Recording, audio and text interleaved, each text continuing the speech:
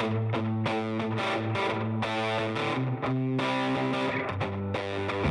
listening to the Cantina Cast, your home for thought-provoking Star Wars talk. Join Albert and Jonesy in breaking down the latest news, trailers, movies, and of course, your favorite characters from a galaxy far, far away.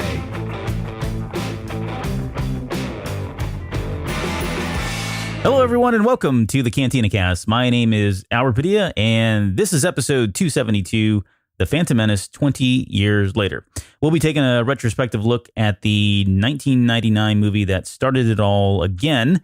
And joining me tonight is none other than the wizard himself, Jonesy. Jonesy, welcome to the show. Appreciate it, man. Came in on the new podcast, fastest ever built. Yeah. That's a good, I like that. I see what you did there. How's it going? Man, it's going all right, man. How are you? I'm tired and it's way too late to be doing a show, but we're going to do this and we'll get through it. So, because we love our listeners, we've got to churn it out. Yeah. So we will, let's jump into it. We've got a lot to discuss with the movie and we've got a lot of news. This just keeps coming in, waves. But let's start with the Star Wars Celebration, Road Celebration specials. I think we've done 2 now. 3. 3. Sorry. Yeah, no. Wow. I've overlooked the one that we did together. So if you haven't had a chance to listen to those, please do so. You guys should be seeing those on the normal feed. And I think we're going to try to get one more in sometime next week, if that's still the case. But I don't know. What are we planning on doing with that last I don't know. one? We thought about maybe doing a little teaser of what we're going to do at Celebration, but we'll have to see. Yep. So we'll keep you posted on that. But we'd like to do at least one more before we get into us being and start prepping for all of the stuff that we got to do at Celebration in Chicago the following week, because we're how many days away? 10 days away? Yeah, we're 10 days away. It's Ish.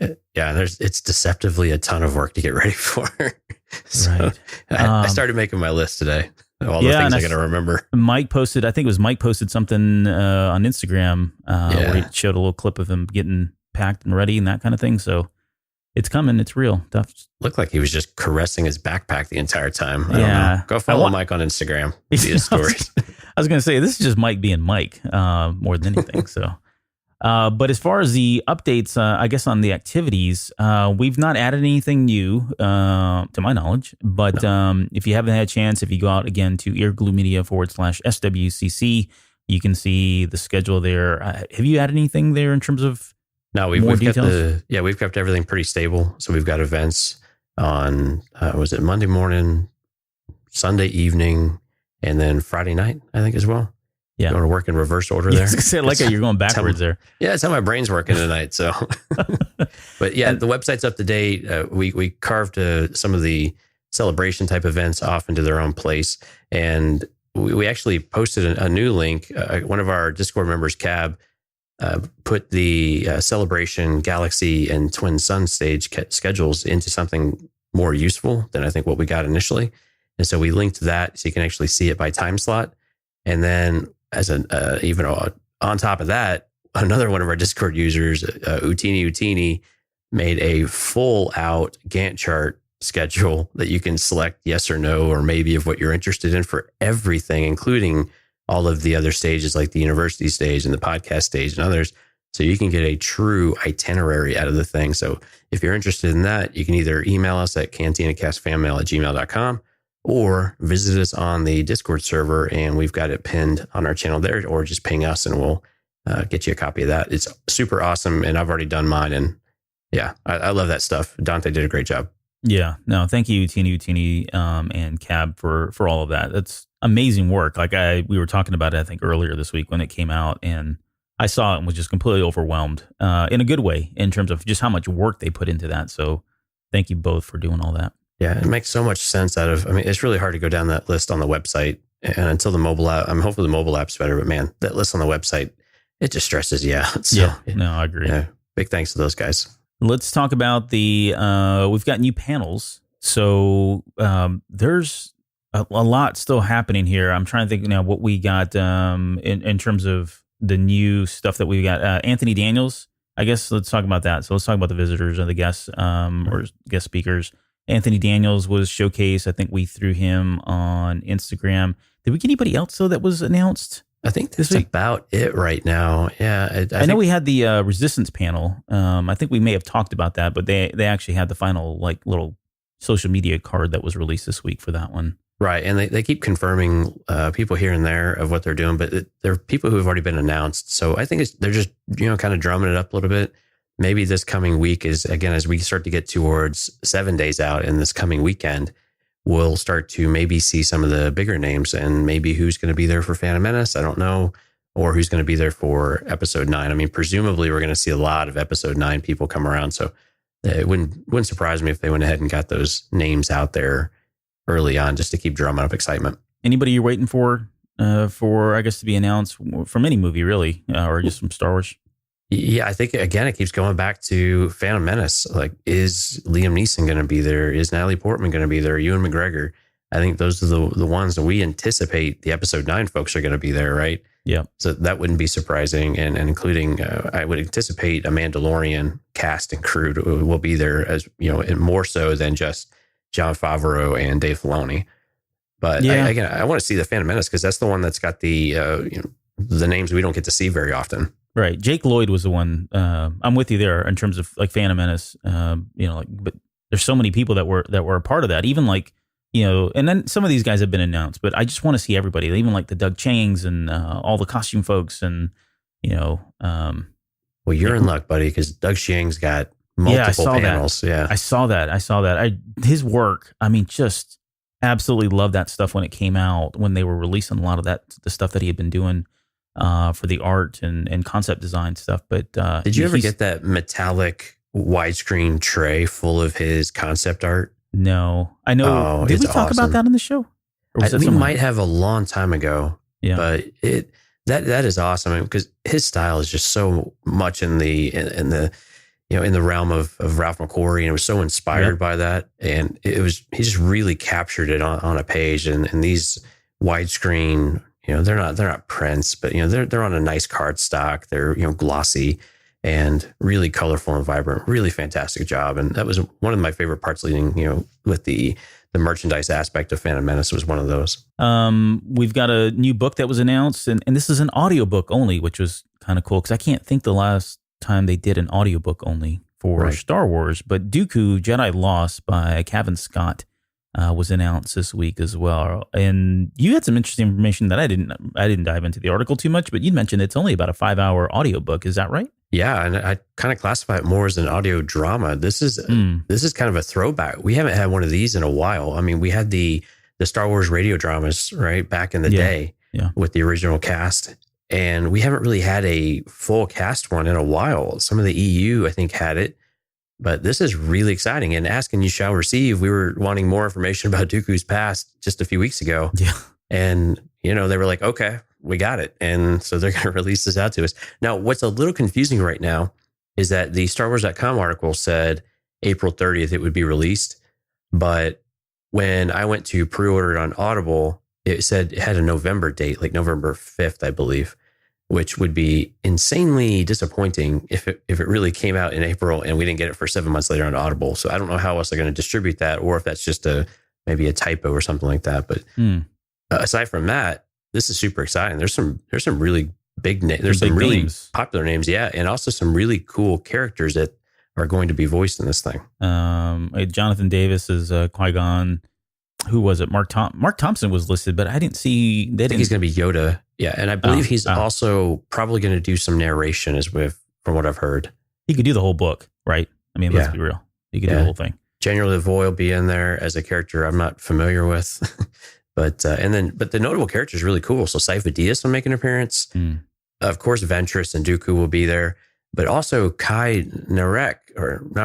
Ventress's Jedi Master, which is we got to know a little bit about him during the Clone Wars, but presumably we might explore a little of Ventress's past too, as well as Dooku's past. So the premise of the book is that this is going to help. Ventress has to learn, or she has a mission, but ends up having to learn some of Dooku's past and why he left the Jedi Order. So this is exactly a type of story that we've been asking for, and really, really exciting to see that. But maybe we'll also learn a little bit more about Ventress in the process. Oh, this is all pretty exciting stuff. Doesn't sound like it's going to be a very long audiobook, but I think at this point, kind of like we spoke about when we were talking about the Age of Republic comic book, anything is something, right? Especially when it comes to a character like Dooku. There's so much that we don't know that I'll take even a small amount at this point.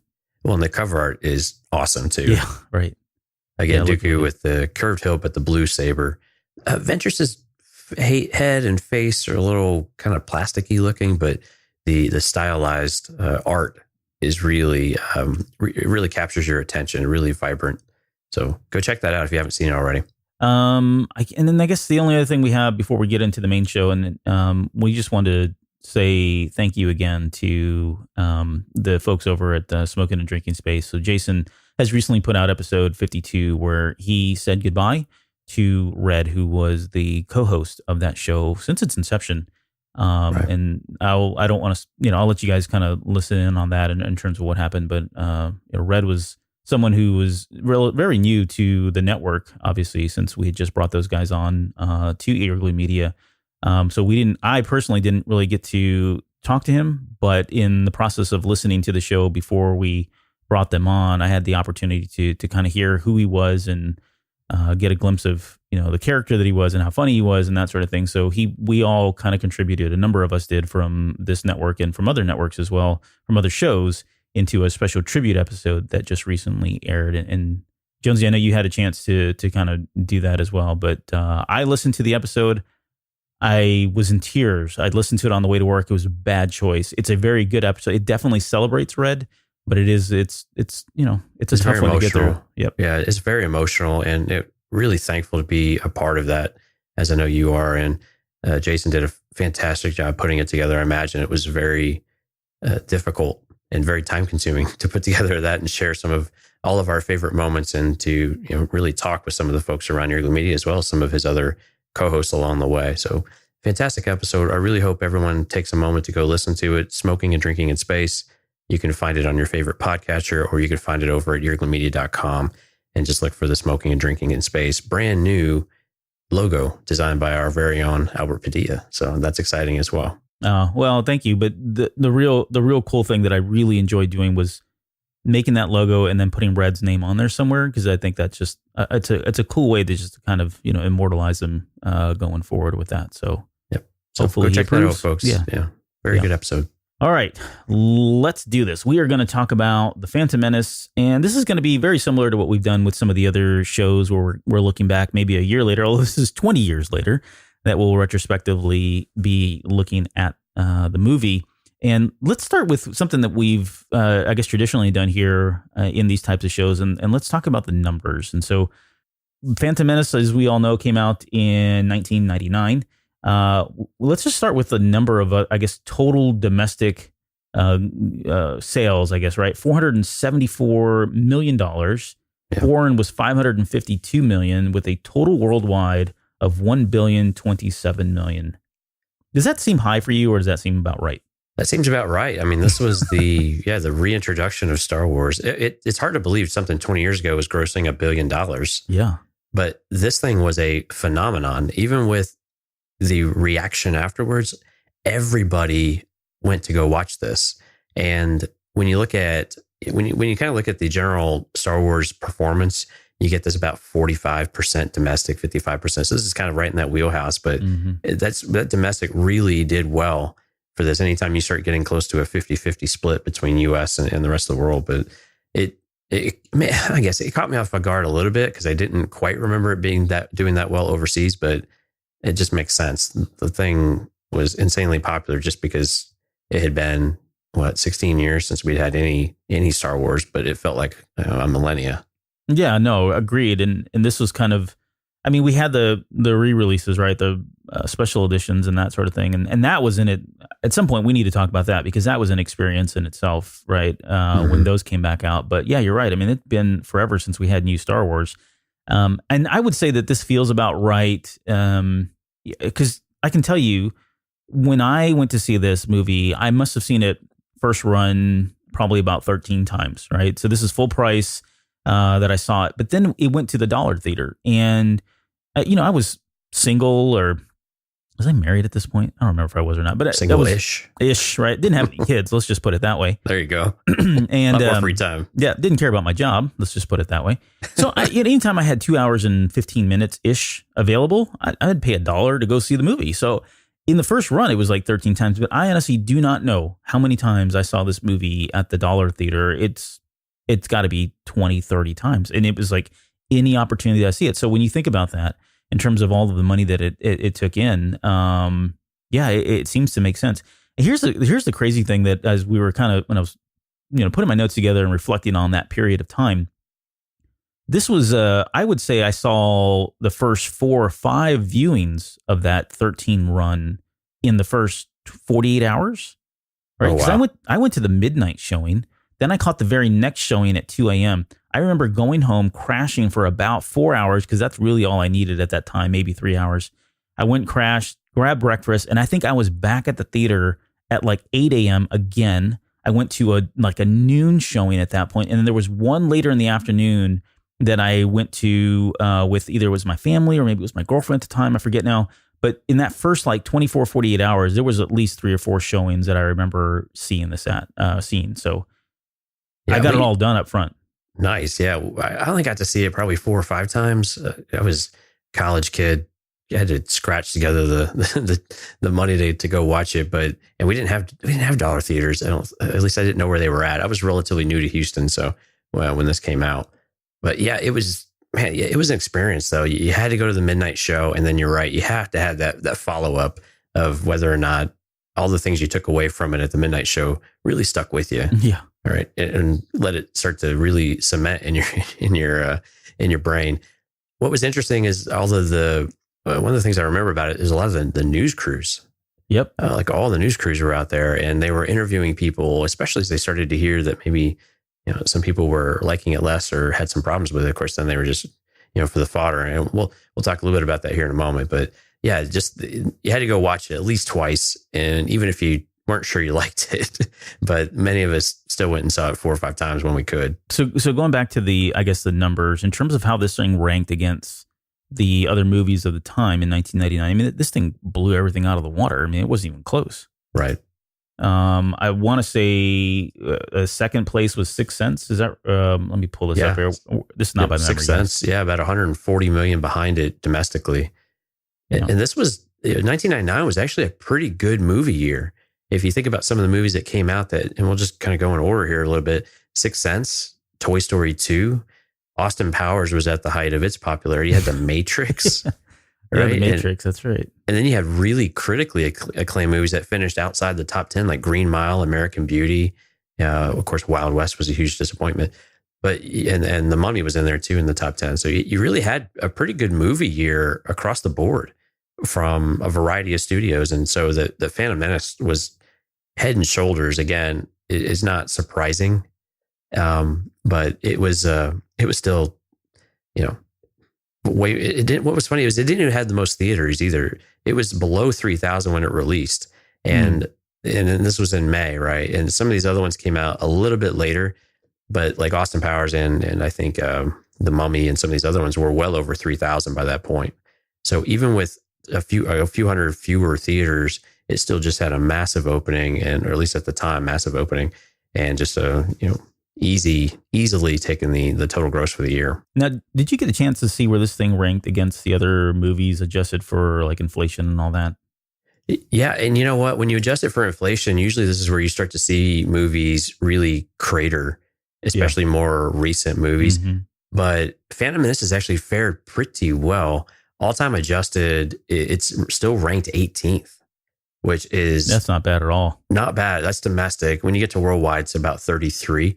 Mm-hmm. But for when you have all these other movies, the older movies really get a huge bump for the adjustment. But that's a pretty solid ranking still in the for the all-time adjusted for the US, because their rank for all-time domestic is 14th. Which again, for a 20-year-old movie, given that we've had some huge blockbuster movies. Yeah. Come out just in the last couple of years, that's still really respectable. And it shows you just how insanely popular Star Wars and how excited people were to get back into it back in the late 90s, especially given the success of the of these special editions, like you pointed out earlier, and really ramped up, which was a really great precursor. We will have to go back and revisit those, because that was really something else. And that really got you that appetite whetted for the Phantom Menace. Well, let's talk about that, because let's talk about the lead up to the Phantom Menace, and excluding the re-releases or special editions. But that was a very special time, and because you got to remember, one, the tickets didn't go on sale, if I remember correctly, and someone will call me out on this if I'm wrong, but I want to say it was like the Wednesday. It was on a Wednesday the tickets went on sale, and that was like 2 weeks prior to, right? So you had to get in line for that. Then once you bought your tickets, that didn't guarantee you anything other than you could get into the theater. This was still in the old day where once the show came, once it was in the theaters and everything, people were getting in line just to get into the movie theater, and that's kind of what you were talking about. We had camera crews out there. I remember I was living in San Antonio at the time. There were some folks that had camped out. They had tents there. I think we had one of the theaters, at least in San Antonio, and this was not me, trust me. There was, not that there's anything wrong with this, because I probably would have done it. But there were people that were camped out a week in advance. So they'd already bought their tickets. They pitched a tent, and they were literally living out in front of the movie theater a week prior to, just to be one of the first people into the theater and get the prime seats for it. Wow. And this was the experience back then. This is what you did. We were living. The really cool thing that I remember most about that particular aspect of this movie was everybody that you were in line with, whether you were there a week early or just came at for that opening night, midnight showing. These were the hardcore of the hardcore Star Wars fans, right? Right. These weren't people that were just casual viewers or did anything like that, because you think about it again, those tickets sold out for the most part that 2 weeks prior, and you were in line with these people that you didn't know. But by the end of an hour, 30 minutes, sometimes a week, for several years afterwards, I had the contact names and numbers for the folks that I stood in line with, and we went back. I remember there were a few folks that I befriended there at that theater that said, you know what, when part 2 comes out, let's all do this again, guys. And so we exchanged phone numbers, exchanged names, and we went back to the second movie, and we went back to the third movie, although that was a little bit smaller in terms of who was still left. People just, moving and that kind of thing. But those friendships and the bonds that were created because we were all of the, cut from the same kind of cloth were, it's just something special. It was a great, great time to really be a part of that, at least from my experience. Yeah, it was. I mean, there were games, there were, a little bit of cosplay, nothing quite like we have now, but there was a lot of Jedi robes and a lot of lightsabers that were outside. And this was in, May, and in Houston in May is pretty muggy and pretty hot. And for me, it's a little interesting. And I laugh at it a little bit. This was my 21st birthday, is how I was basically camping out for Phantom Menace for the release party. So instead of doing the typical 21-year-old, thing and going out and having a few cocktails or something like that, I'm doing Star Wars. And quite honestly, I wouldn't have had it any other way. It was the only way to really, spend any birthday, which, thankfully when the movies come, and they're all out in May, it's like every year is my birthday, or every third year was my birthday present to go watch Star Wars. But yeah, man, the just the environment that it created, and the news crews, and the excitement, and the buzz, especially when the sun starts going down, and you can start to see, there's some lights, and just all of the other people start showing up. Everyone, it just starts getting packed. You guys this kind of roar to a crowd of just the ambient noise outside, which is really something. Because where I saw it was right next to the busy South Loop area of Houston. And so it was relatively noisy in that area, but you could still hear the crowd and all the talking, and just the camaraderie and the friendships that were being made. And those types of events, you just don't get many of those in your life. We talked about this in the Road to Celebration, of these memorable moments that give you goosebumps, and then they make your hairs stand on end. And this is one of those. I mean, these premieres in general really accomplished that. They really gave you these lifelong memories of what what an experience should be to go to the movies, or anything special, really. Yeah, and I don't know that we'll ever have this. I don't know. I hear sometimes when people say this, I'm like, that's not true. But this one just feels different. Like I don't know that we'll ever feel or have this kind of experience again with Star Wars. just because of the amount of Star Wars that we have now and the period of time that we had to wait and all of that, right? All that just kind of played into it. You think about two other aspects that I think are pretty important here. One, the merchandising was just insane. I mean, It was absolutely everywhere. You could not go anywhere. Everything from, products like food products and merchandise and you name it. Star Wars Episode 1 was on it. Taco Bell, right? Or all of the KFC, Taco Bell, they had the toppers. Anywhere and everywhere you look, there was something being merchandised for Episode 1. It was just like anything I'd never seen before, I should say. That was a big thing. And then the trailer itself, right? That trailer is still I still think it holds up really well in terms of the suspense that it builds, what it shows you or what it doesn't show you. When it came out, we're at the infancy still of kind of high speed internet, and a lot of people still didn't have high speed internet. And so I remember downloading that trailer from Apple's website. This is before YouTube. So you went out to, before YouTube was popular. QuickTime. Yeah, had to go out to the website, download it in QuickTime. Crap, I don't have QuickTime. I'm on a Windows computer. I had to install QuickTime. And then once you had it, I mean, it was, we would just play that thing constantly be playing the trailer over and over and over again because we had just waited so long for this thing that it all just fed into this frenzied kind of euphoric, state of where we were in our fandom. And then all of that was finally released when we finally get the opening sequence, the 20th Century Fox logo and the fanfare and everything else. So anything else before we jump into that, I guess, because I do want to talk about that particular moment too. Yeah, the fan trailer was something interesting. And what's interesting looking back on it now is the different types of fonts that they used compared to what we see now. You brought this up and I was like, yeah, that's right. I didn't realize all that. It is very disorienting, but the text of it, they really played on, this is that you're going to, every legacy has a beginning type of thing, right? And at the time, man, we just couldn't get enough of that. We didn't know we knew what it meant, but we didn't really know quite what kind of story they were going to give us. Yeah. And they leaned really heavy on the pods and they leaned really heavy on the battle with Darth Maul. And it was a very kind of action-packed trailer. It was actually fairly long too. And I didn't remember it being that long. It was over 2 minutes long, but it was, in today's standard, I like modern trailers better than the older ones. So when I looked back on it, I was like, I thought it felt like it was showing its age a little bit, but it did kind of round up some of those memories of like, well, yeah, this is when we were finally getting the answers to Darth Vader's past that we, like with Dooku now, it's just, we need more to this character. We need to see why he made the decisions he made. And this trailer did a good job of selling some of those on some level. Yeah, no, I would agree. It's, it played into all of the other emotions, I guess, at the time. But let's talk about the intro, and we'll kind of just take this as some of our favorite moments, I guess, from here on out of the Phantom Menace, because we do want to. I mean, I think you and I are huge fans of the movie. Everybody loves it for a lot of different reasons, but I wanted to really kind of focus the show on just kind of talking about some of our favorite standout moments and where that's gone and led to, our fandom itself and some of the stuff that we even do on the show now, because there's a lot of stuff that was laid down here. But I do want to say, just before we get into that, is this movie was very foundational, I think, in terms of what it did, right?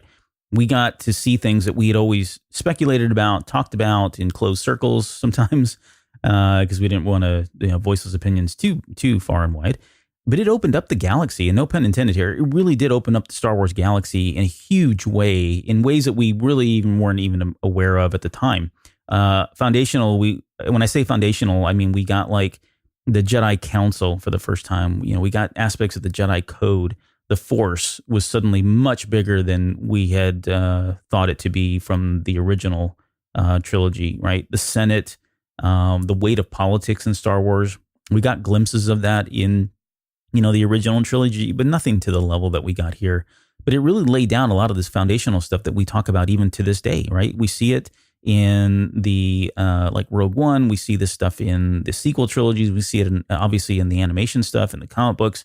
But this really did set a lot of groundwork for Star Wars as we know it. It really did change a lot of things for us, and it opened our eyes to a much bigger world, right?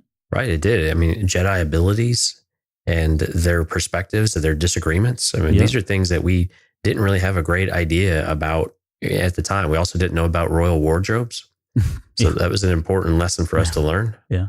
And, but yeah, it really did. I like that. It really did set the stage for a lot of what was to come, but also of what George Lucas had in his mind of what these characters should be and how they fit into the larger picture overall. And what was interesting, even the CGI component of some of this too, right? Of introducing new ways of doing. We got it with the special edition, but this movie relied very heavily on it, and how those would come into play and how those would, help the story along and bring other characters to life that we weren't really able to explore in previous Star Wars. Yeah, no, that's a great point. And I overlooked that piece of it. But yeah, you're right. I mean, it had already been done before. I don't know that Phantom Menace was the first one, but this was the first one that we got that was super heavy on in terms of CGI and green screen, right? I remember digital projectors. This was, I want to say, if it wasn't the first, it was definitely one of the first movies that was being presented as a digital movie. Everything had been analog prior to that. And there were people that were seeking out. I think it was in Frisco, here in Texas. I remember that was one of the few DLP projectors, the Texas Instrument DLP projectors, that you had to drive out there. And I never made the trip, but that was the one that was closest, I think, at the time for the Phantom Menace. You had to drive out there just to see it in digital. And then I think after a few weeks, it finally made its way down there. So I think I did catch at least this movie. If not, it was part 2. But that was the first movie I think I'd ever seen in digital. So it did introduce a lot of new technology. Sorry. Yeah, I think with the digital, I think we had to wait until Attack of the Clones. And then I think that was in IMAX. And we only had, I think, one theater in our area that had it. Because I remember chasing that one down. We didn't have any of that stuff for Phantom Menace yet, though. Because, it was very, very, very new. Yeah, no, I think you're right. I think it was Attack. I'm thinking of Attack of Clones, but I definitely know it was in Frisco. I think that we had to drive up to. I think that was the only place that had it. But you're right. That's where we started getting the seeds, though, of the next evolution of digital cinema, mm-hmm. and the debate that would come out of that, right? Yeah. Oh, yeah. It was controversial, much like the onset of CDs versus records or tape, that kind of thing. But let's get back to the theater, because when that title sequence came up and we got the title screen for 20th Century Fox, we got the fanfare, just that whole opening moment was very euphoric for me. Because like you said, there were people that had lightsabers, not to the extent that we had, after that with part 2 and part 3, but there were people that had lightsabers that they brought. And I just still to this day remember those lightsabers getting thrown up in the air right as soon as the movie started. And it was crazy because when the 20th Century logo came up, I remember everybody screaming, cheering, that kind of thing, clapping. And then when the Lucasfilm logo came up, everybody screaming, cheering, clapping.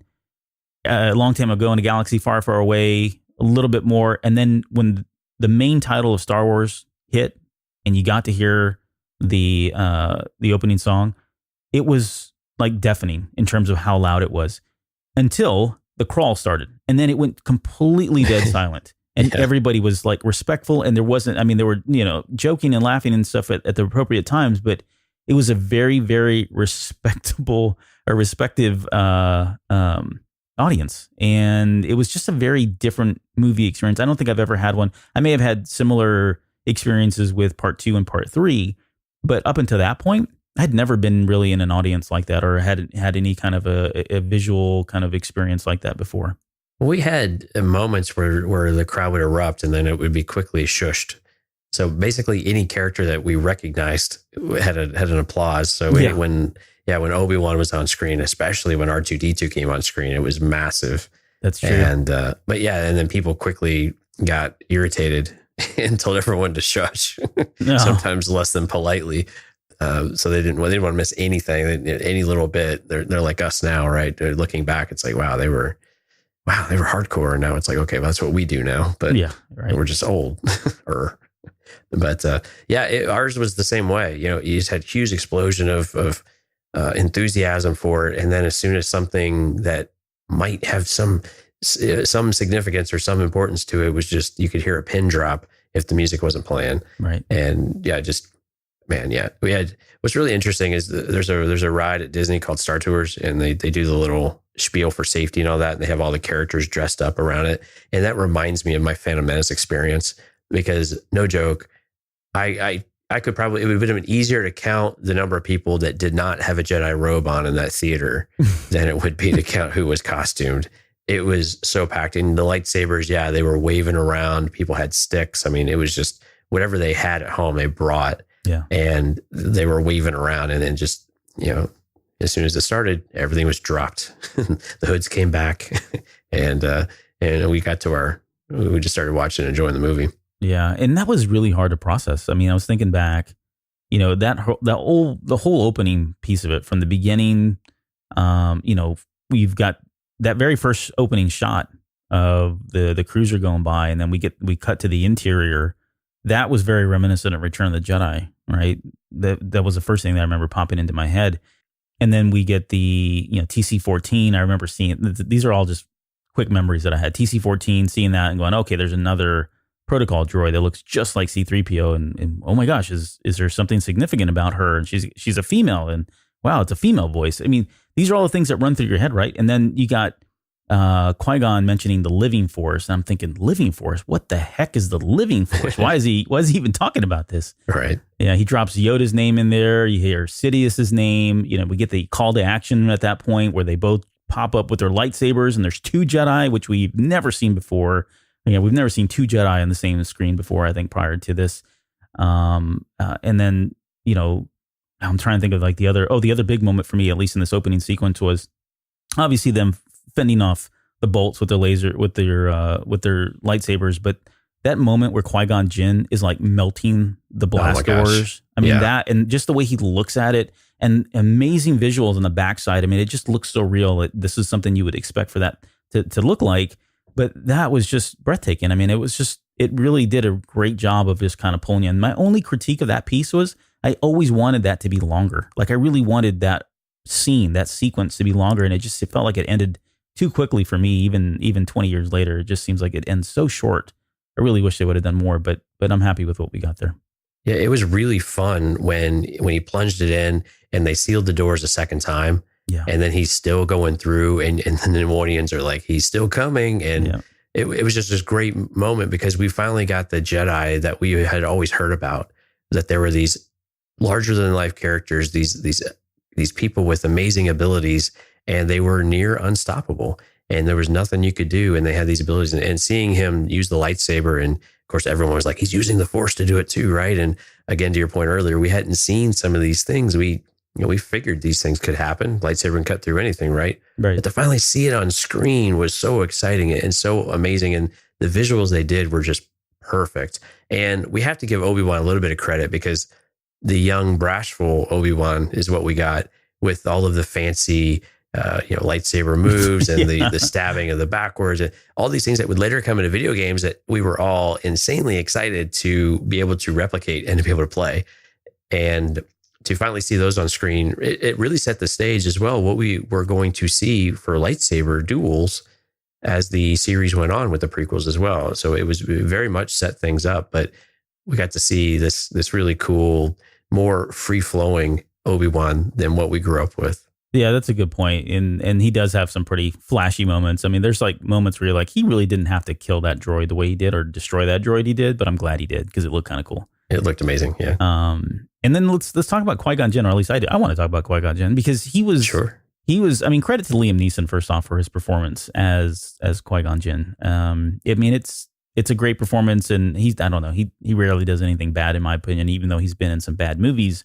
I think when you look at him and his acting abilities, he always seems to be just spot on with what the director is trying to get, or the writers are trying to get out of the characters. And this is no exception. I mean, he's a very calm, collected, definitely powerful Force user.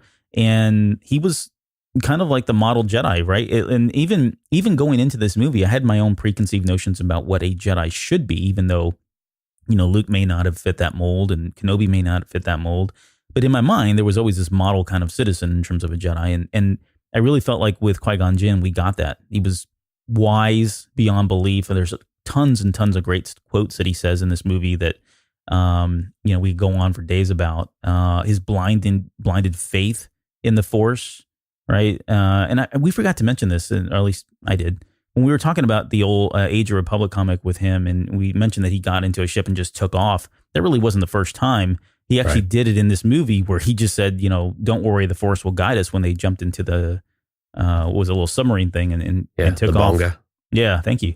But yeah, I mean, that's how, again, we've mentioned it on that episode, but it's just blind trust and faith in the Force, which was something we had never really seen. And it was just a different kind of take on the Jedi, a different aspect of the Jedi that maybe, again, in my head I had, but we had never really seen up until that.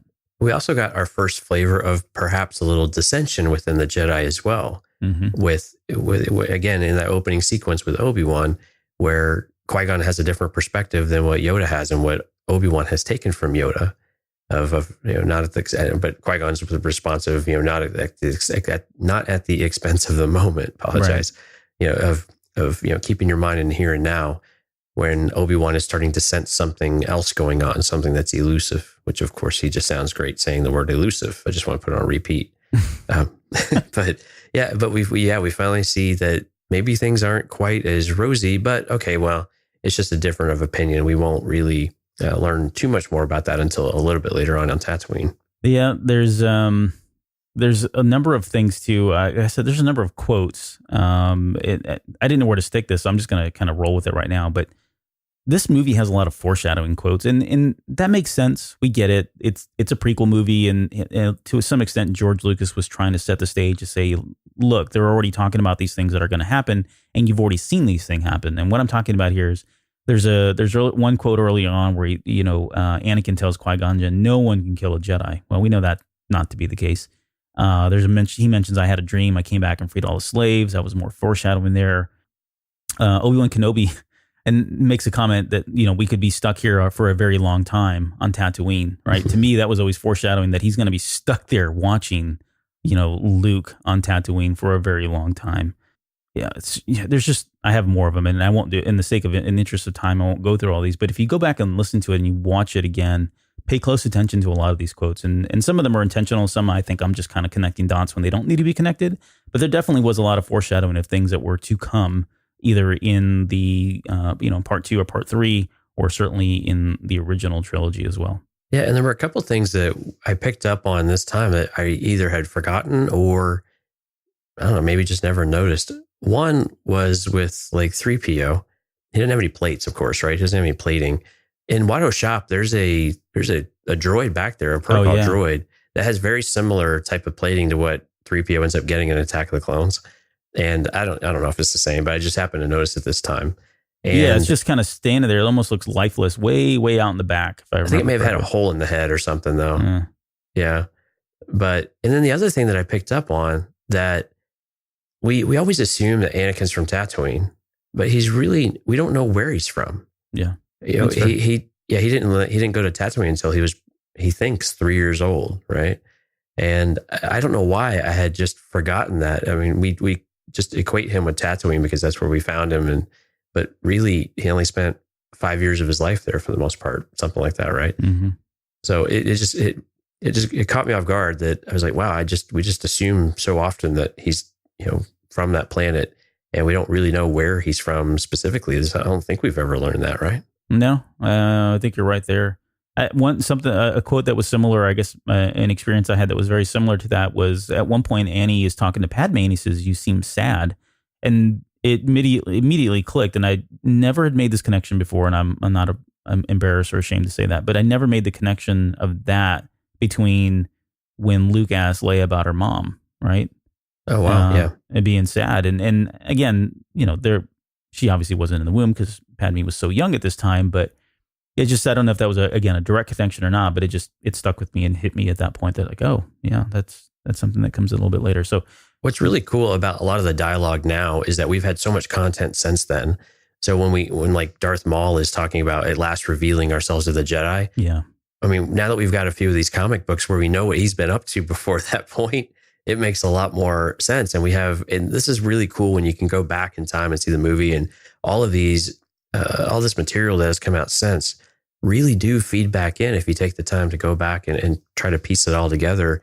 And it really does make the movie really all that more enjoyable and across the board, knowing that a little bit more about what made up that scene, and the writers that are doing the content now really do have it brings an immense joy for them to be able to work that into an existing story while not changing it, and really make the words that we see and we hear on screen all the more powerful, all the more meaningful for us.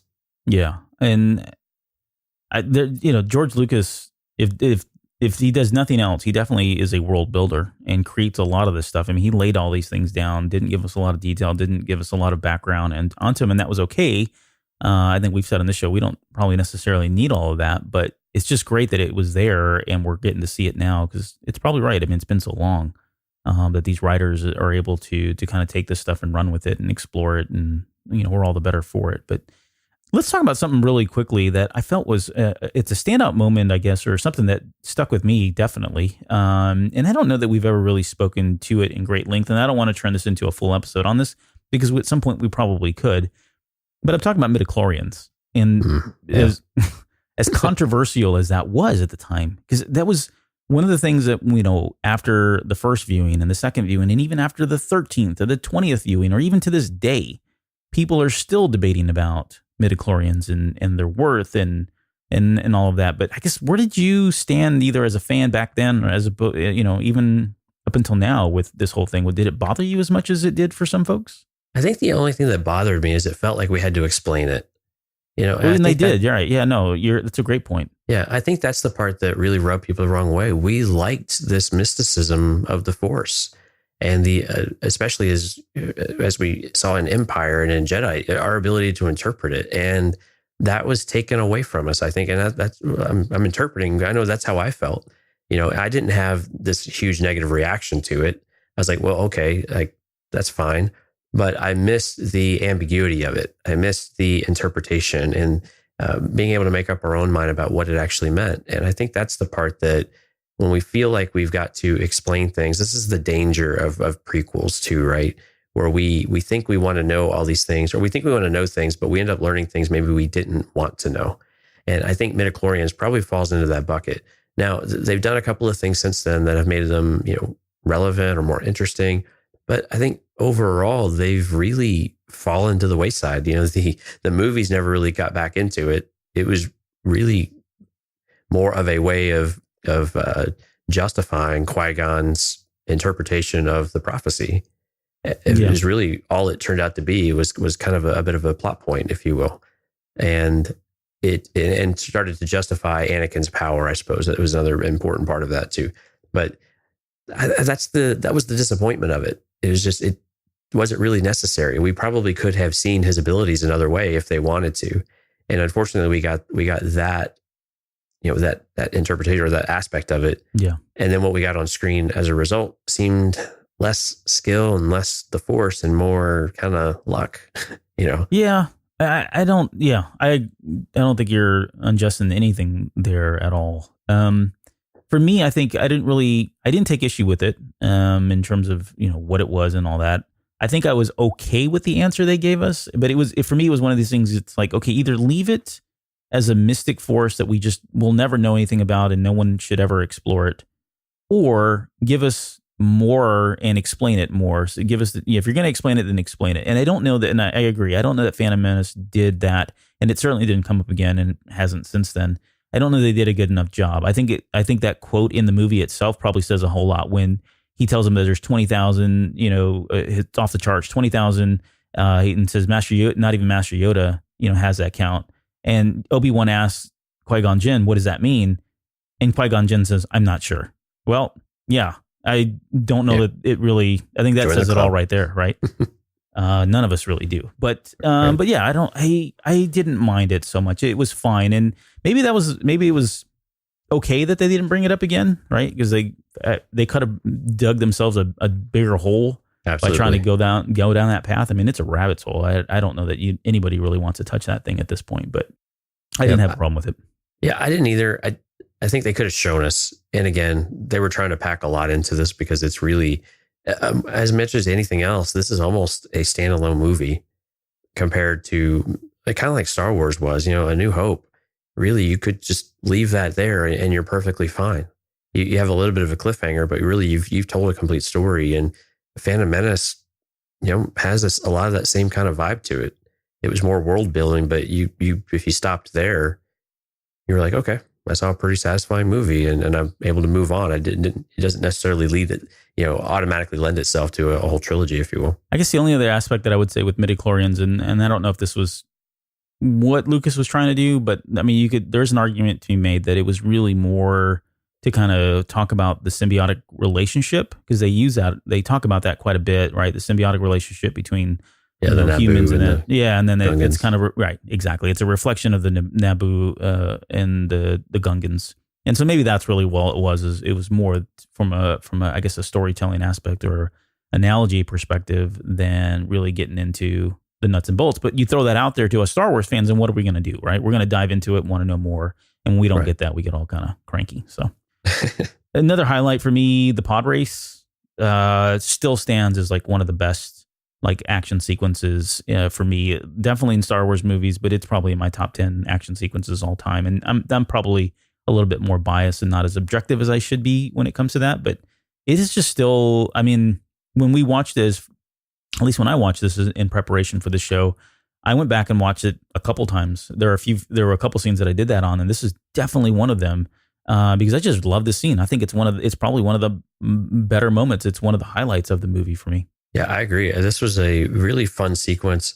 It really showed what they were able to do with green screen and with CGI as well. Mm-hmm. And it finally gave us this flavor of what Anakin's abilities were. His mechanical inclinations and his ability to think on his feet. I think Qui-Gon's advice to him leading into it was also really good. Of don't think, just trust your instinct, right? Yeah, and that might be advice he maybe should have colored a little bit more as he got older. But you do what you can at the time. But yeah, it was a really great moment. I mean, a really great sequence to do that, and we got little flashes of Aura Singh, which of course at the time was like, oh, is she going to be in this in some respectable way, or to give us something with a bounty hunter? Of course, we didn't get that, but no, and. We got chances for Tusken Raiders to have a little bit of fun, which I thought you're hitting on a great point. Jabba, the Jawas, the Sand People. We got Jabba, Bib Fortuna. We got Weasel, who we didn't know Weasel was at the time, but he would end up coming out in Han Solo in the Solo movie a little bit later, and then Aura Singh. So there was some really cool cameos that we got from that sequence, and it was just great. Like the Sand People. Right, those jerks they do nothing else but just get in the way of the race, and that's so to me felt like so in character of them. Right, just a nuisance, and it was great to see them being a nuisance then and there as well. Well, it really played into George Lucas too. This is him, right? The racing, the fast cars, all of the sound design that went into each of the pod racers is really incredible. And I remember a lot of the specials would talk about the sound design and what they were putting into it. And you can hear just the variety of things that they did to make these things sound really unique and really cool. And many of them still rooted very much in reality. Some of these engines, someone, a car aficionado probably could pick a few of them out. I have no doubt. But it was perfect for him. And this is exactly what he grew up with his interests. And to have this, is a perfect fit, especially with a young character trying to prove himself against really all these odds that are stacked against him. Yeah, I'd mentioned I kind of took the same note. I'd said it was rooted in American Graffiti. If you've not had a chance to see that movie, go see it. But there were elements that were rooted in American Graffiti and what he was trying to do in that movie, and then it was mixed in with some of the the adrenaline and the speed that we got from the speeder bike chase on Endor and Return of the Jedi, but then he just takes it to a whole new level in this one. And this sequence is so long, right? I mean, it goes longer than you would expect an action sequence to go to. It's 3 laps, and those 3 laps turn into, 10, 12 minutes, I think, total running time for this scene, which is a very long sequence if you think about it. I mean, there's a good chunk of the movie, percentage-wise, that's dedicated just to this particular, to this race. And it wasn't boring. No, it wasn't. That's the crazy part. Yeah, no, I mean, it had great aspects in it. The pacing was great. The special effects were great. There was tension. It built up appropriately.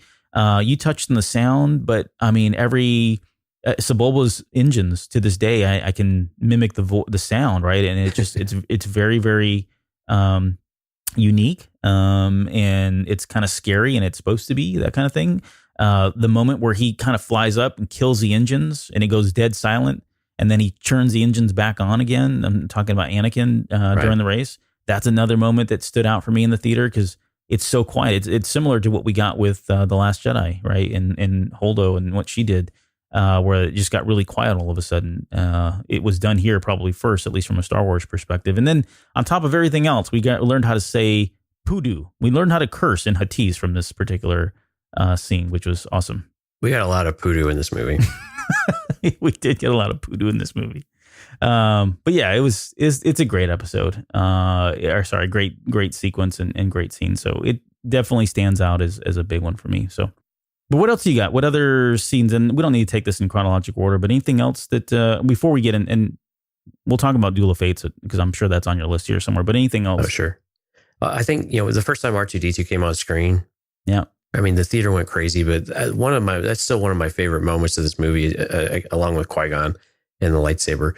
It was just this, he got to be the hero again, which would be a trend, of course, through the prequels, but it was just him going out there and the tension of that one and all the droids are getting picked off. And, as soon as you hear the beeps, you just light up. And even today, it still really just makes you smile when you see it. And anytime you see R2D2, and for him to finally, to be really front and center and them introduce him and in a heroic type of way is still to this day just one of my favorite moments of this movie.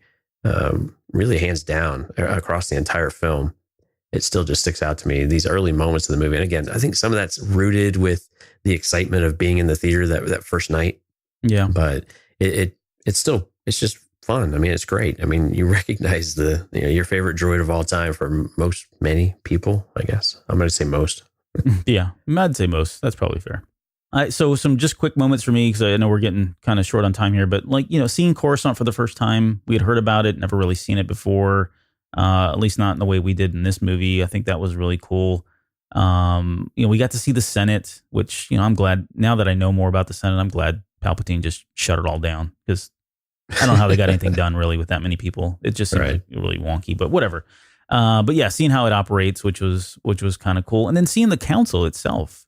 It's the first time we'd ever seen it. We'd heard about it, talk, that kind of thing. We speculated about it, but that whole scene where Qui-Gon is approached them and is talking about the Virgins and that whole confrontation, right? This goes back to what you were saying earlier, where, not everything's okay in the house. There's definitely some contention there. And we get more insight into Qui-Gon's maverick ways and going against the grain and that kind of thing. All that was just really intriguing stuff that would later play into a lot of the stuff that I've really enjoyed about Star Wars.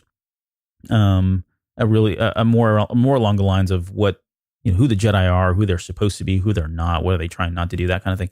This is all kind of, again, foundational stuff that they laid down in that particular scene. So that was really cool to see them in person and just see how many they were and how they operated and all of that. And of course, Yoda kind of being that centerpiece, and then Mace Windu, who, I was a fan of Pulp Fiction, but seeing Sam Jackson playing this kind of a role was very, very different and inspiring, I guess, to some extent. So, right. And seeing Padme and the Queen get her hands dirty, it very, very much inspired in me, like what Leia. We would see with Leia later on, right? Yeah. So it was great to see her in action and leading from the front, and this change of position she had, where she didn't want to do anything to lead her people into war, but then she already saw the inefficiencies and the ineffectiveness of the Senate and of their government. She didn't want to lose faith in that, but she also knew that if this isn't going to work, then I am going to get my hands dirty. I'm going to do what I believe is right,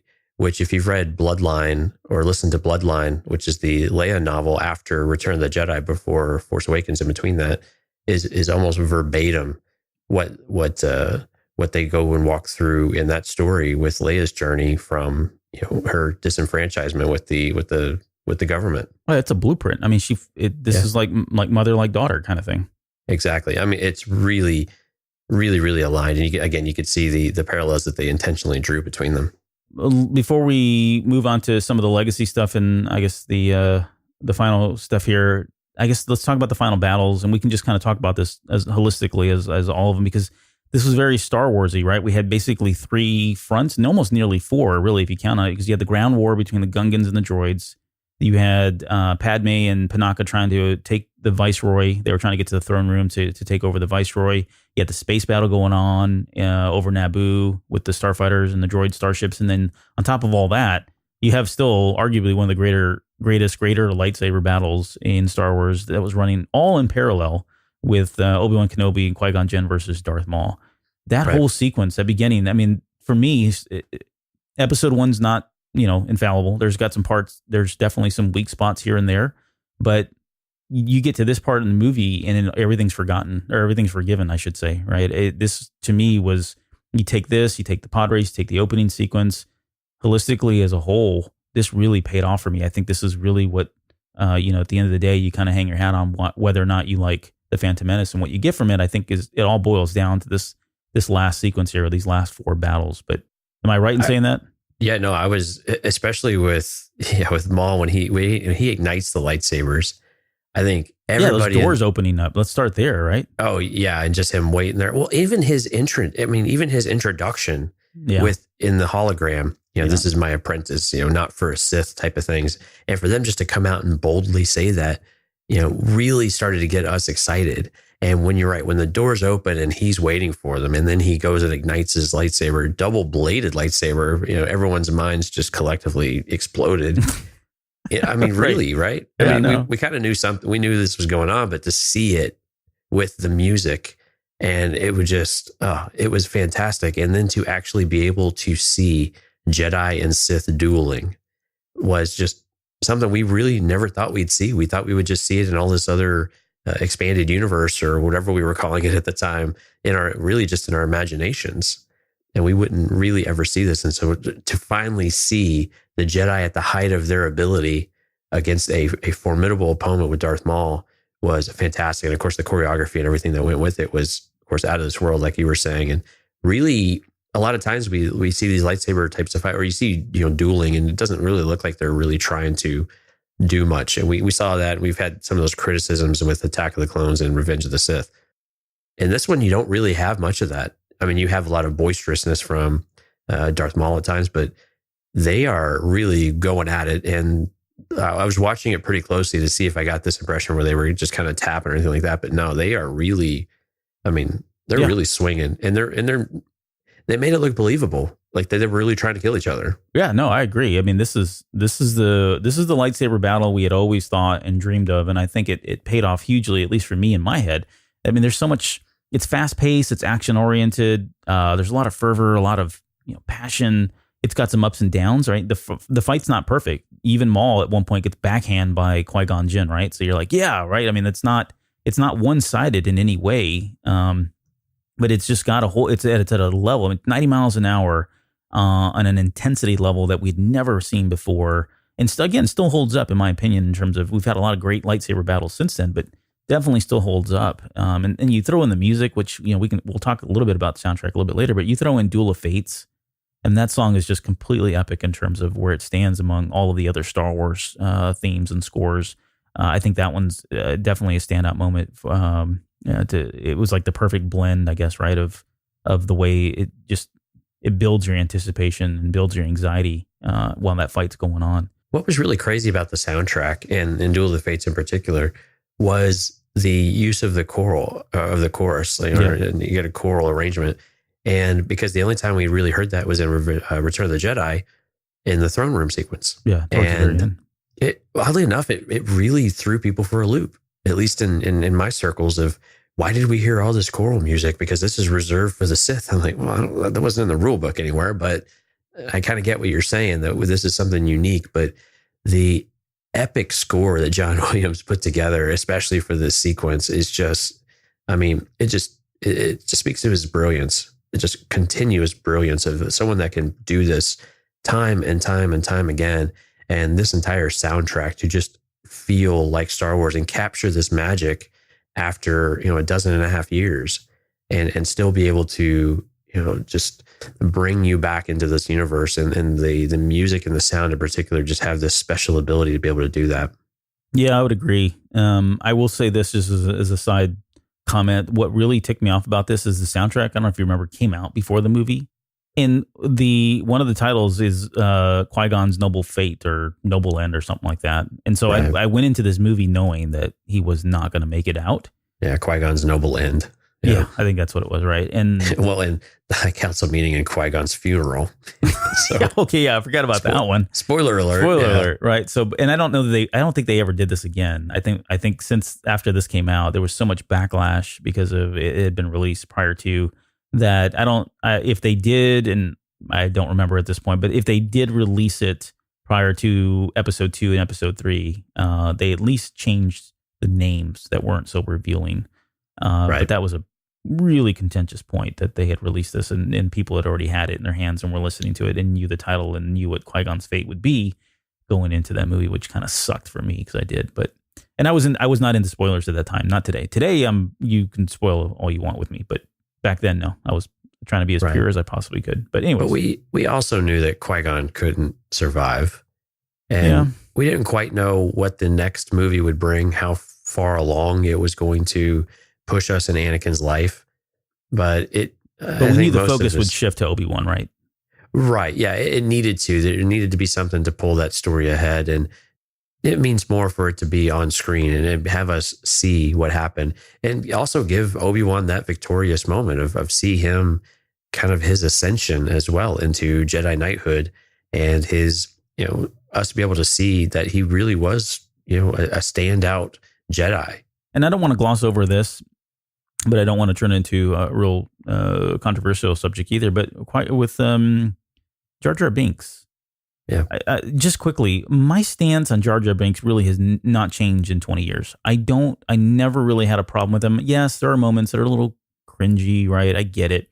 But I always, even back then, as naive and as young as I was able to acknowledge that really wasn't a character for me. I was able to make that distinction.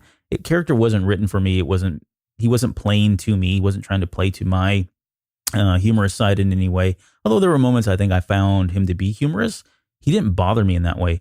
I remember having relatives that were young at the time. I could even lean on my brothers and sisters who were much younger than me. They enjoyed Jar Jar Binks. They didn't have a problem with him. They thought he was funny. He was the comic relief. He was my R2D2 and C3PO, right? Going back and just recently having watched this, we watched it a few times with my kids and they hadn't seen it in quite a while. If they did, they were very young at the time. But like the 8 and 9-year-old, at one point, the 9-year-old said, Jar Jar Binks is my favorite character. And the 8-year-old was maybe just acquiescing and agreeing with him, but it was like, yeah, he's my favorite character too. But they were genuinely laughing at some of the stuff. And there's even the fart humor that was going on. And so it's just a quick reminder that, at least from my slice of life, my point of view, he was always a character that was aimed towards kids, and love him or hate him, I think it works. I think generally speaking, by and large, it probably does work with children. I may never see that, but I can attest that from firsthand knowledge that it still even holds up to this day. So I don't know. Those are my quick thoughts on Jar Jar, but yours? Yeah, I actually, over the years, I've gone and acquired some of the fan edits, and the Phantom Menace was a very popular fan edit. So these are the ones where fans get the movie and then they make changes to it. Usually just editing it, not necessarily, some will actually create new content, but many of the ones focus on Jar Jar in particular, where really many have just outright cut him out and recut the film. And as I watched those, it lost a lot of the charm to it, which is really weird to say because I've never been a huge Jar Jar. I've never been a huge critic of Jar Jar either. It was more, I don't know, to put what Obi-Wan said in the bongo was, I think he overdid it. And I think that was right, yeah. more or less how they wrote the character. It was just over the top with some of the poop jokes and with Jar Jar's behaviors. And even Anakin got a lot of flack too for being a kid. I mean, we gave him crap for being a kid and for doing things that kids do. But when those things were trimmed out of the movie, it lost a lot of that character, and I missed them. Mm-hmm. I missed having them. And so when I went back and watched the Blu-ray version, so it had a little bit of differences, like the Yoda puppet was gone, thankfully, which I can't excuse them for. But yeah, when I saw it back with all the parts back in their original place, it just made for a better movie. And it made for a more complete movie about what George Lucas wanted us to see, but also to continually to remind us that what he wanted to remind us is that Star Wars was for kids. And I know some people hate it when people say that. Yeah, yeah. And I get it. You know, we're not kids anymore, but we were at one point. But if it was toned down a little bit, I don't think you would have to tone it down a whole lot to get people more on board with it. As we've got older, we're okay. We're more okay with it, but it's still not, it's not perfect. But again, the way that we reacted to some of this stuff with, Ahmed Best in particular and Jake Lloyd, it's the way the characters were written. They were asked to do these things, as actors.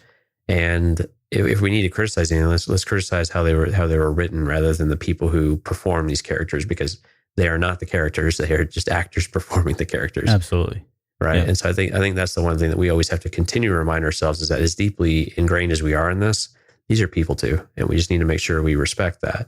But again, it was some of the overall silliness of the Phantom Menace, I think, that has continued to plague it from being a more popular movie. Because when you ask people to rank these movies, it does continue to trend towards the bottom of the ranking. Now, I know there's always a top and there's always a bottom with these things, but I think if you take out some of the silliness, I'm curious if it starts to improve on people's interest lists or what they would rank the movie at amongst some of the other films in the Star Wars saga. Yeah, I would agree. I think if they're being genuinely honest with themselves, it probably doesn't do any more for them, right? I mean, right.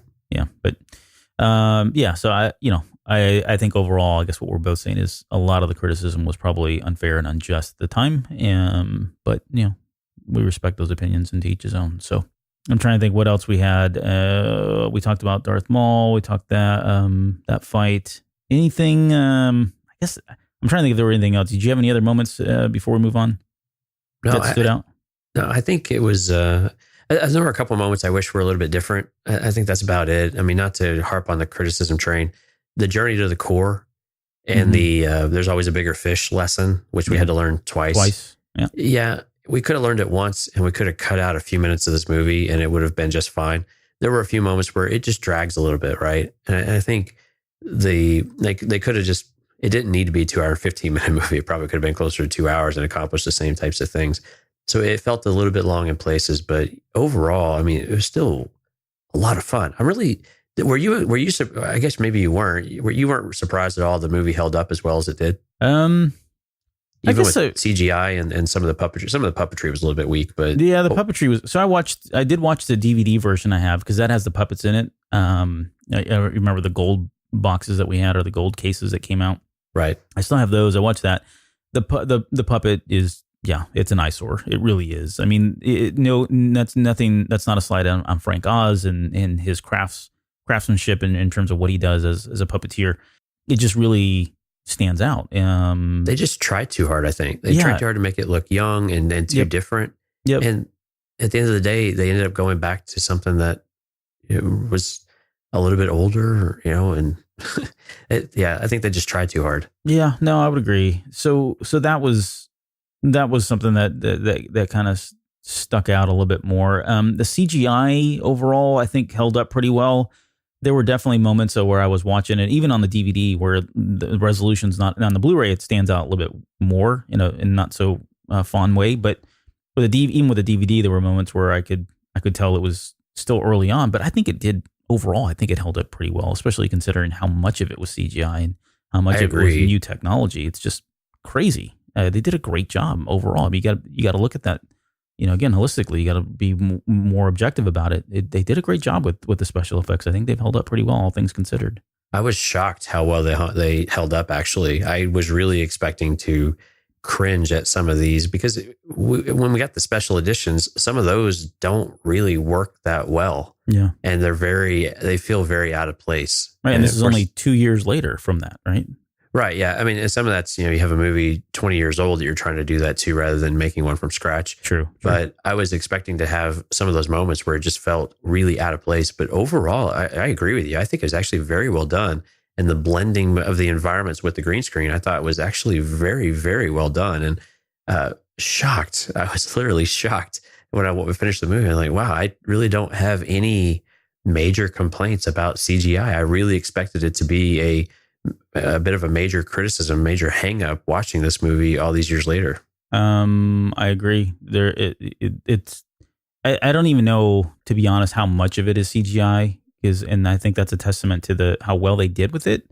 There's definitely parts in there when you're looking at it and you're like, oh, that's CGI, but it still looks good. But then there's a lot of moments that I know that I've seen from like behind the scenes stuff and all that are CGI that just I do not take a second glance at it. Just take it for what it is and assume that it's real.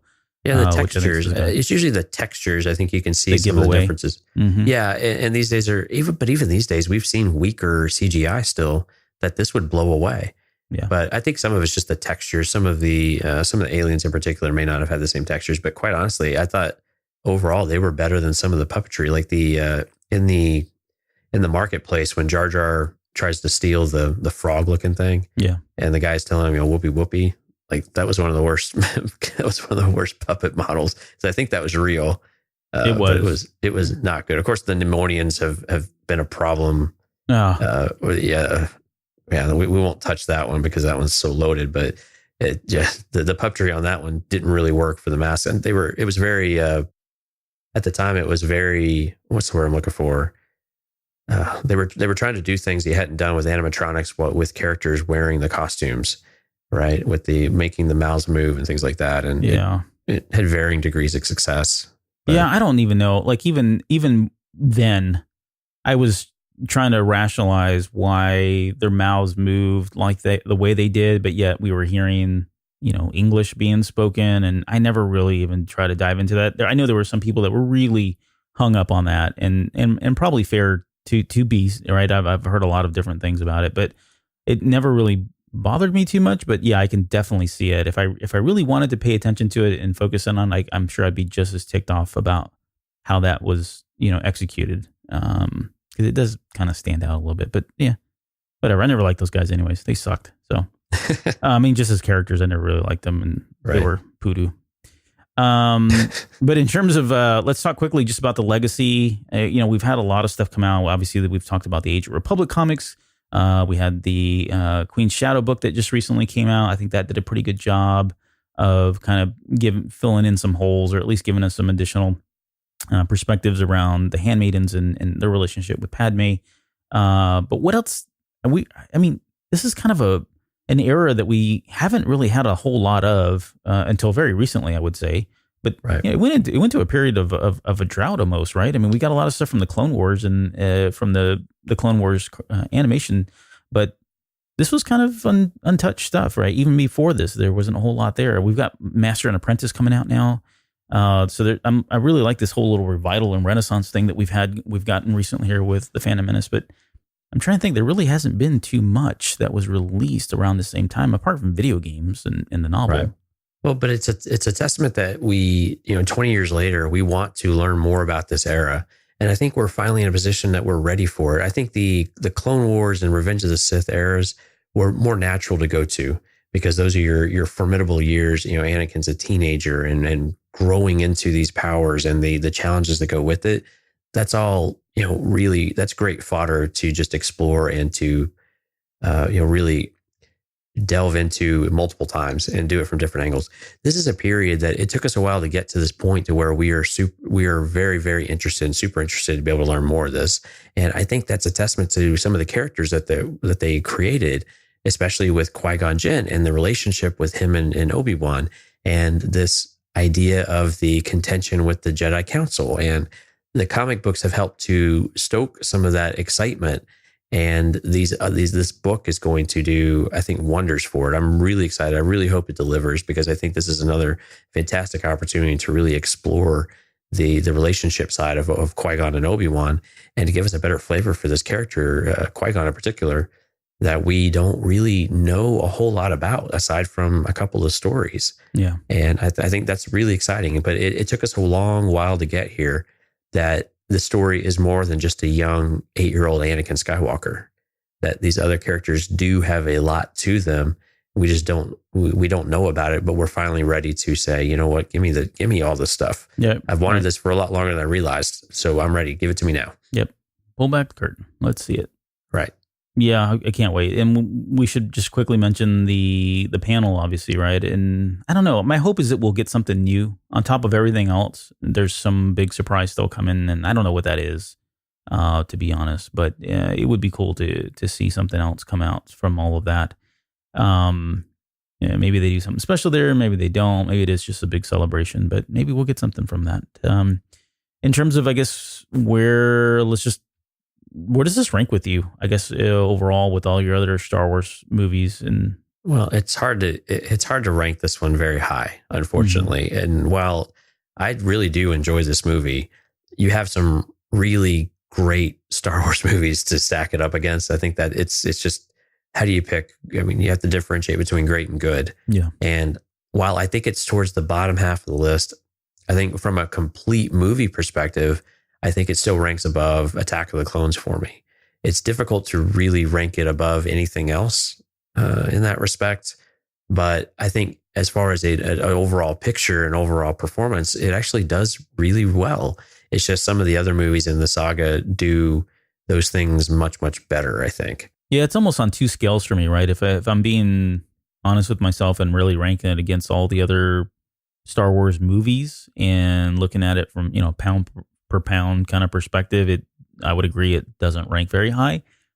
But I think we've talked enough about it on this show, at least, that there are a lot of other intangible things like my emotions and the experiences and all that Absolutely. if I weighed it against that, it definitely weighs higher than some of the better movies, just because of what we went through and what the time was like, and all the things that we touched on that you can't measure in box office scores and you can't measure in critic reviews and all of that, right? It's just that those intangible things, that tangible aspects of the movie and elements of it, that I think would rank it higher than a lot of the other movies. It was just a very special time to have watched this movie when it came out in theaters. So I'm honored and privileged that we got a chance to do that. Yeah, that's fair. All right. Well, I think that's going to do it for this episode. Hopefully you guys enjoyed it, and thank you for allowing us to indulge ourselves in reminiscing about the Phantom Menace. And if you guys are heading out to Celebration, don't forget about that panel.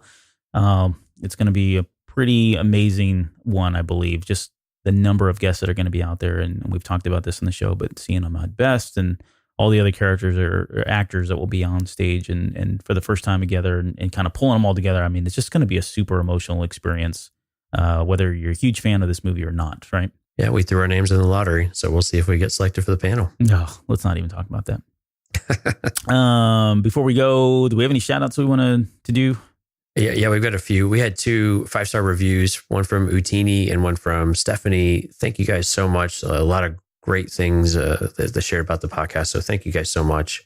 We have a new Patreon member, Rachel. So Rachel, thank you for supporting us and for the really cool comment you sent us, or the message you sent us. So hopefully you saw my message back to you. So thank you so much. And then we've had again, the Discord renaissance is upon us. So we've got some new and some returning folks on the Discord side. Yeah, Jawa XC's back. I know Max Wayne was back. And then I guess I don't know the full name. I know it's longer than this. We have Uthal here on the show notes, but yeah, I shortened it. Sorry. It's super long, but thank you for joining. I think he's or she is new.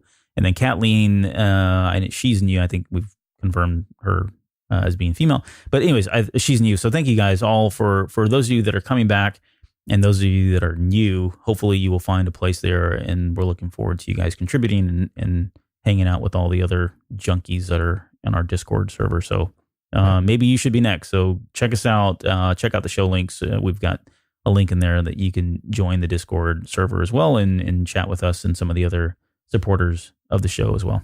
Right. Earglue Media, we definitely want to plug the Film Appraisers. Is that the first episode that's out now only? Yeah, and the second one's coming out when this podcast drops. The second episode of Film Appraisers ought to be close by.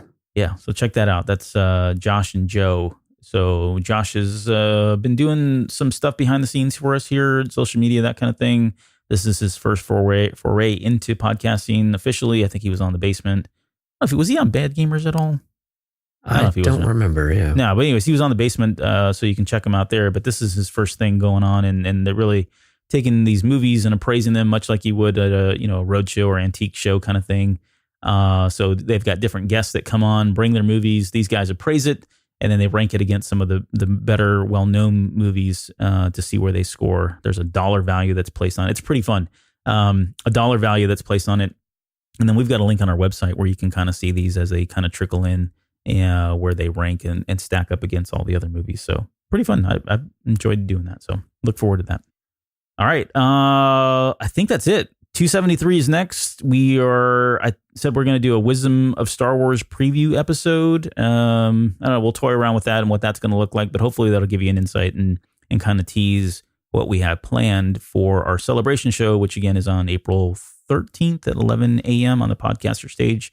So Yes, if you're heading out to Celebration, please join us. We would love to have your support at the show. And if not, just come by and say hello. We'd love to talk to you. Anything else before we go? Wipe them out. All of them. All right. We'll see you guys next week.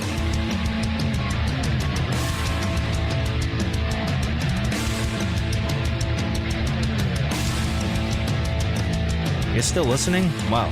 That's amazing. Well, I'm here to give you the disclaimer.